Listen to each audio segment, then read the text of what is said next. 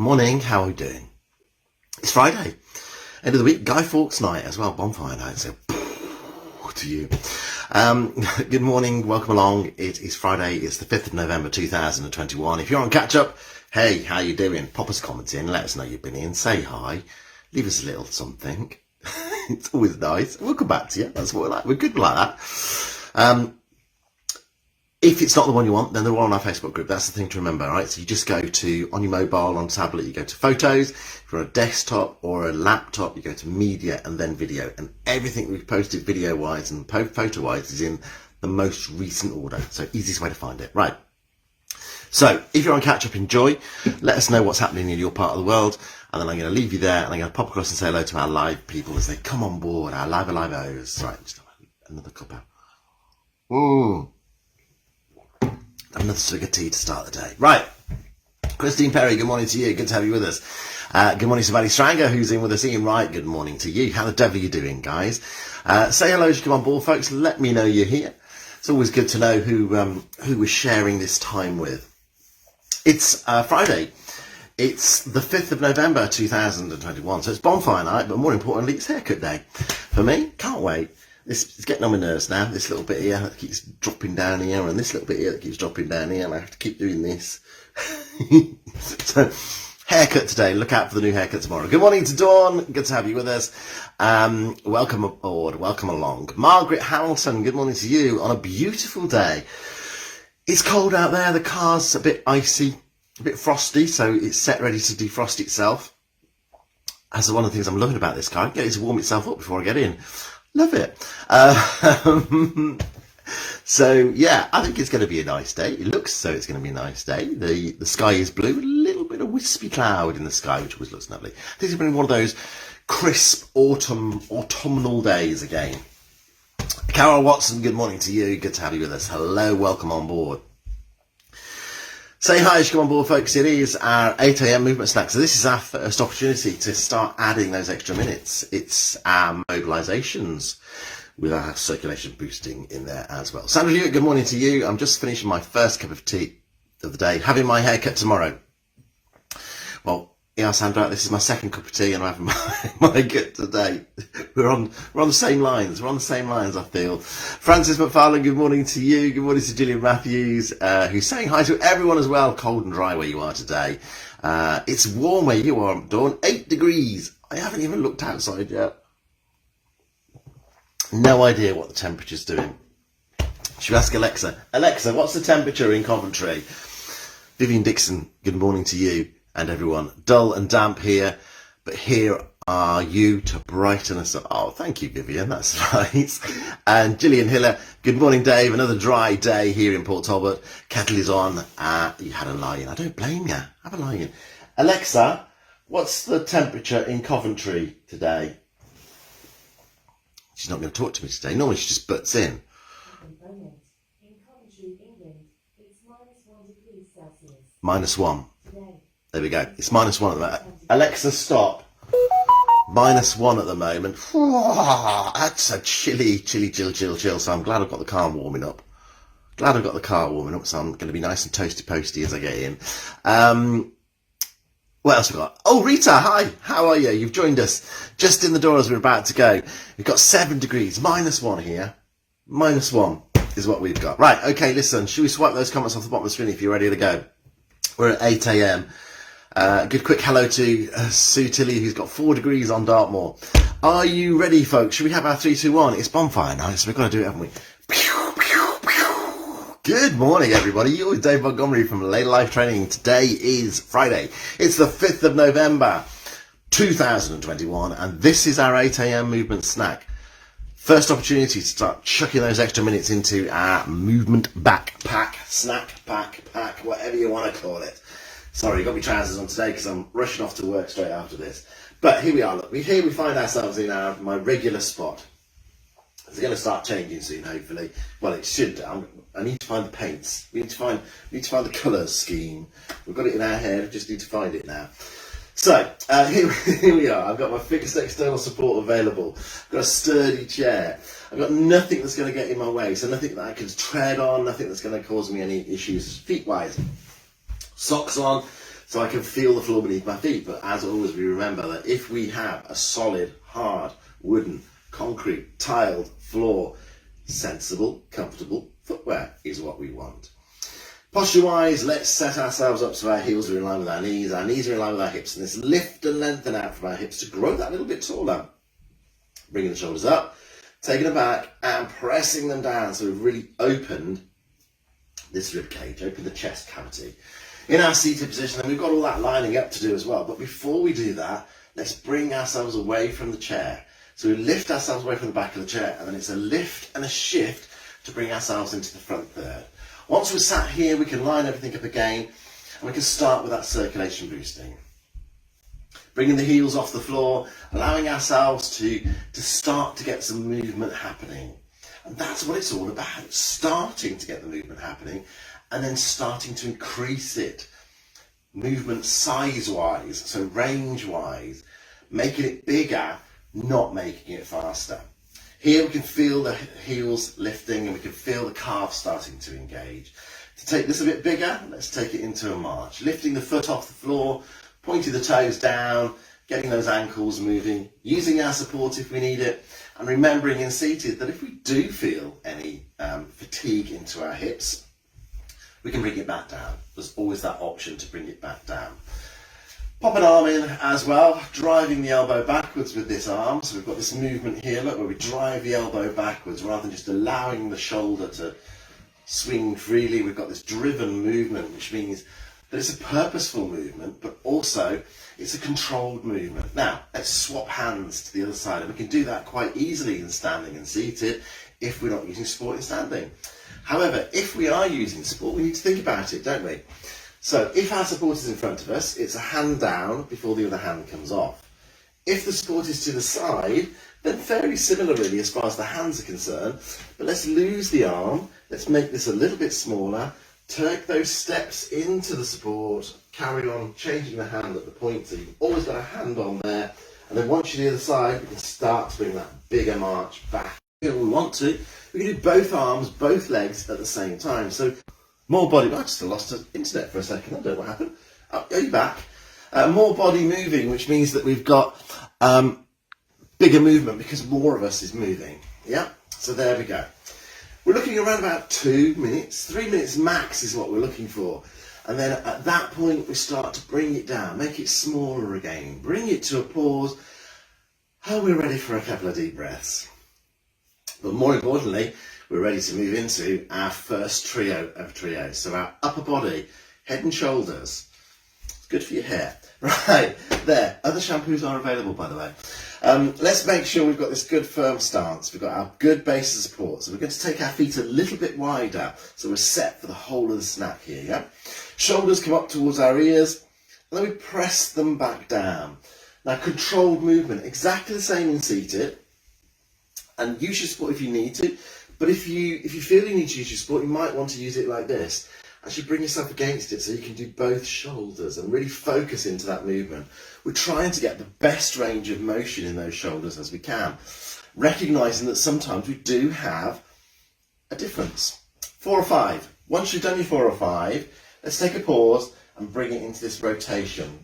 So we start off by bringing the shoulders forward, up towards our ears, back past our earlobes, shoulder blades together and press down. So we end up in this open chest position, that good postural position.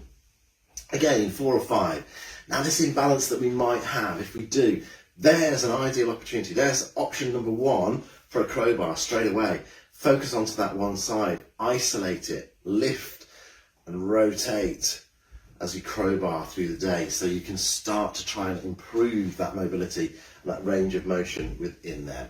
Once you've done your 4 or 5 of those, take a pause and we're heading into our head turns. Support available if you need it, because turning our head can make us feel a little bit dizzy sometimes. It's to do with the system in our ears. Remember, we've got this good base of support, so we've got those knees softened as well, so we've got that bit of shock absorption happening. Eye line is going to stay level, and the movement is turning the head to the side, pausing in the centre, and then turning to the other way. Now you'll note that the head stays level. We take it to the as far as we can on either side, but it's a controlled movement. So it's not a quick movement. Yeah, it's controlled. Try and get that best range of motion out of there. Remembering that you shouldn't feel any pain unless we have pain in our neck all the time, in which case no additional pain.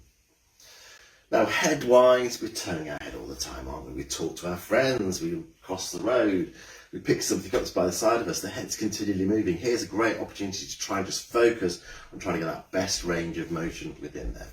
Once you've done your 4 or 5 of those, we're going to take a pause and we're going to take it into this movement into the back line. And I'm going to come into it. I was going to do it standing then, but I thought, no, I'll come back into an in position because you can see a bit closer then, can't you? You can see this a bit. Not that you'd want to see me up a bit closer, but hey. Here we are. We're going to straighten out down the bottom back here. Now, eye line stays level. That's really important. We're not tipping the head back. Keep that eye line level, so we're going to give ourselves another chin. Fingers come on the chin and they either stay where they are as you pull the chin back or you use them as a guide. We don't press it back, we don't push it back, okay? So, we either leave the fingers where they are and we come back here. See how the eyeline is staying level, so we're getting that double chin and we're straightening out, or we use it to just guide. And the guide there is really to try and help us ensure that that chin stays tucked in. As I say, we're not pushing it back, it's not a push, it's just a guide to try and make sure the chin stays down.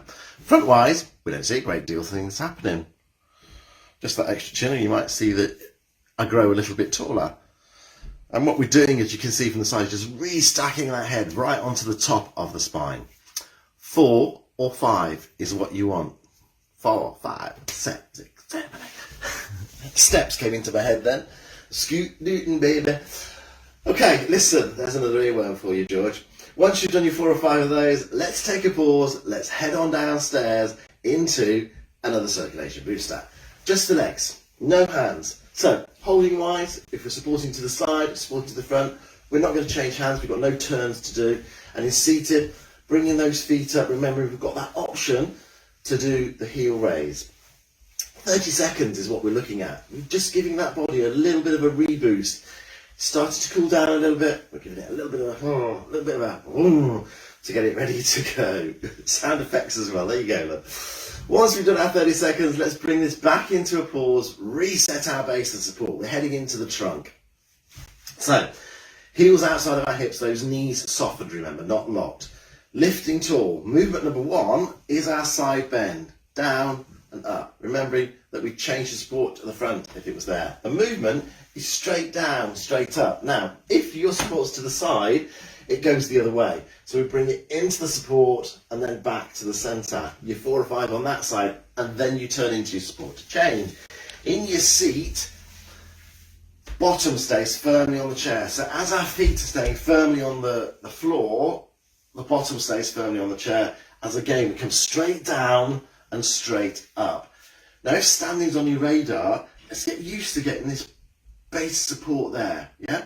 So let's get used to having those heels outside of our shoulders, outside of our hips, sorry, in line with our shoulders. And get that best range of motion, remembering your bottom stays firmly on that seat. We don't want the buttock to lift as you come across. Our feet don't lift as we do it in standing. Once we've done our 4 or 5, remembering that this is, those coins you drop down the side of the sofa, or reaching down to a bottom shelf to get something. Once you're doing 4 or 5, take a pause. You might want to have a little bit of a switch off, reset back into that good tall posture position, and then we have the rotation to the side, the pause in the centre. Now in seated, the bottom stays firmly on the chair again, so remember that, buttocks don't lift. In standing, we're keeping the hips still, or trying to. So we've got this movement here. Now our support might be useful as a reference point, so behind us or in front on our hips. Now, as I turn, I can feel that I've got movement in my hips because I feel my bottom lifting or my hips lifting off the support. But if you're just using your support as normal, then as with your side turns, front-wise, you change hand every time, sideways support, turn into your support, back to the centre, again to your support, and then when you've done your 4 or 5, you turn into the support to change to the other side. But really focus on keeping those hips still. So we focus on getting the movement right into here. We want it into this part of our body, into our trunk. It supports us during the day. Seat belts, getting dressed, rolling over in bed, all those sorts of activity this part of the trunk is involved in. So let's get it really mobilised and get it ready for the day ahead.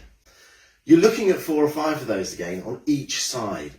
So once you've done your 4 or 5 of those, take a pause, have a little bit of a rest if you need to, have a little bit of a switch off, reset, and let's go into our back extensions. Now, our back extensions are not a lean back. So we're not hinging from our hips and taking us back. We need to make sure the pelvis stays still. So again, fix your eye line like we did when we did the head. Fix our eye line, and we're going to give ourselves another double chin, because what we're going to do to activate this is lift the chest a little bit further and then extend backwards. Trying to keep this pelvis nice and still. Now this might be a good one again to use your support as a reference point, because here you'll feel whether you've got movement in that pelvis or not. And likewise in seated, if I just change my chair so you get the profile, but again, can you see how I lift my chest and I extend back? Now I can feel through the way my bottom is on that chair whether I've got any movement.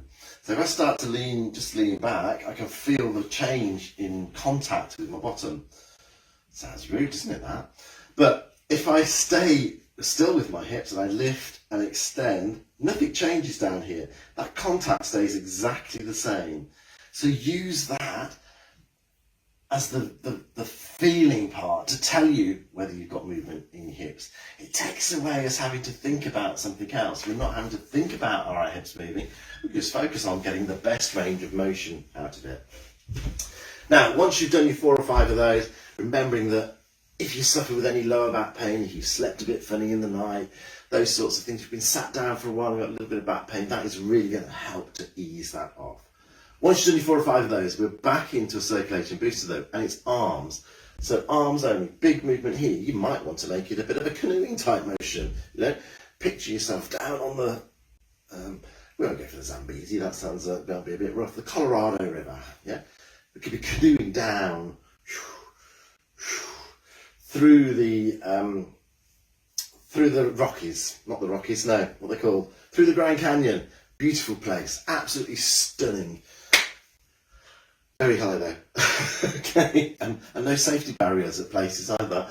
Right, once you've done 30 seconds of that, take a pause and let's head into our final trio. We're going right downstairs. It's ankle, feet and toes time. Let's get ready to do this, shall we? Let's get ready to rumble. Leg that is closer to the support is going to stay still. Knee is going to be soft, and we're going to have the support there because this is not about balance. This is about getting the best mobility out of it. So even if you don't use it, have it there just in case you do. Yep. Toes onto the floor, and then we lift and put the heel in exactly the same place. Now you might want to look the first time, and then when you're comfortable with it, take your right hand to the front. When the heel's down, splay your toes. As you bring the foot over, scrunch your toes and then point the toes down towards the floor. So we're getting some movement into those toes as well. Remembering all the time, this knee stays soft. If we lock it out, then it becomes a balance issue in itself because now we're a bit unsteady. If we keep it soft, it's a lot easier to stay in a good position. Now we can do exactly the same in seated. Just need to readjust the legs a bit, readjust the feet so we can get the best range of motion out of that. And again, you've got that splay and that scrunch. Or we can take a little hip walk back into the chair. Extend the leg away in front, so it's just off the floor. We'll do that one so you can see it's just off the floor against this creaking of the carpet. And from there, we point the toes away, and then we flex and bring them back in towards us. And here's that scrunch, and here's those splayed toes. Now, that's not about balance. This is not about strength. So the foot stays low to the floor, just clearing it so you can get that point and flex in. It's not coming up here. And likewise, if after you've done a couple you need to put your foot down and have a little bit of a rest, do. Bring it back up, off you go. It's about getting that range of motion into our ankle because they play such an important part in our balance and stability, reacting to the floor underneath us. And this is where we take it to in our standing position at the end, just to bring in and mirror that walking motion. Heel down, rolling through onto the ball of the foot and the toes. Again, heel down, rolling through onto the ball and the foot. That gives us that walking motion. It's exaggerated here, but that basically is what we're doing with that heel toe. That's why we're doing it, to get that movement into that ankle. Feel your toes as well, gripping that floor, or if they're in your shoes, gripping into your shoes, because they play a part in actually helping us grip the floor. Right, that is us done. That is your 8 a.m. movement snack. I'm off ski now to go to work, and then I'm going to go and get my haircut. So I'll see you tomorrow morning, bright and breezy, trimmed, and see you then. Look, I can't say this enough, all right? I'm being serious now. I'm going to put my serious face on and bring it in real close. What I want you to do for me, okay, this is serious, really, honestly. I'm even going to put my glasses up, look. Keep movement on your calendar for today. Keep ability and activity on your agenda. Crowbar away. Have plenty of fun during the day, but crowbar in additional activities. Don't forget, you have a 12 o'clock and you have a 4 o'clock. That's your extra 2 in there. If you crowbar in additional movement as well on top of that, wow, what extra movement are we going to do today? How many minutes are we going to do today? Let's easily top that hour. Let's see if we can go for 90 minutes easily. Yeah? Okay? Have a great day. I will see you tomorrow, bright and breezy. Toodles, everybody, and